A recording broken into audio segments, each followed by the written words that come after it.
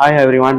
இன்னைக்கு stock market live அப்டேட்ஸில் first news என்னன்னு சொல்லி கேட்டிங்கன்னா HDBV financial services non banking financial company SEBI கிட்ட இருந்து 120 crores அவங்க புதுசாக ஐபிஓக்குள்ள என்ட்ரு ஆகிறதுக்காக அப்ரூவல் வாங்கியிருக்காங்க. செகண்ட் நியூஸ் என்னன்னு சொல்லி பார்த்தீங்கன்னா USA இந்தியா கூட மீண்டும் ட்ரேட் டீல் ஸ்டார்ட் பண்ணுறதுக்கு ஜூலை 9 டெட்லைனாக ஃபிக்ஸ் பண்ணியிருக்காங்க. இதுக்கு அவங்க தேர்ந்தெடுத்திருக்கிற இடம் எதுன்னு சொல்லி பார்த்தீங்கன்னா டெல்லியை வந்து ப்ரிஃபரன்ஷியல் க்ரோத் செக்டராக செலக்ட் பண்ணியிருக்காங்க. இன்னைக்கு ஸ்டாக் மார்க்கெட்டுடைய தேர்ட் நியூஸ் என்னன்னு சொல்லி கேட்டிங்கன்னா அதானி எனர்ஜி சொல்யூஷன்ஸ் 600 crores வந்து கூலிங் சிஸ்டம்ஸில் இந்தியாவில் இன்வெஸ்ட் பண்ணுறதா பிளான் பண்ணியிருக்காங்க. அவங்க மெயினாக தேர்ந்தெடுக்கிற இடம் வந்து முந்திரான்ற இடத்தை தேர்ந்தெடுத்திருக்காங்க.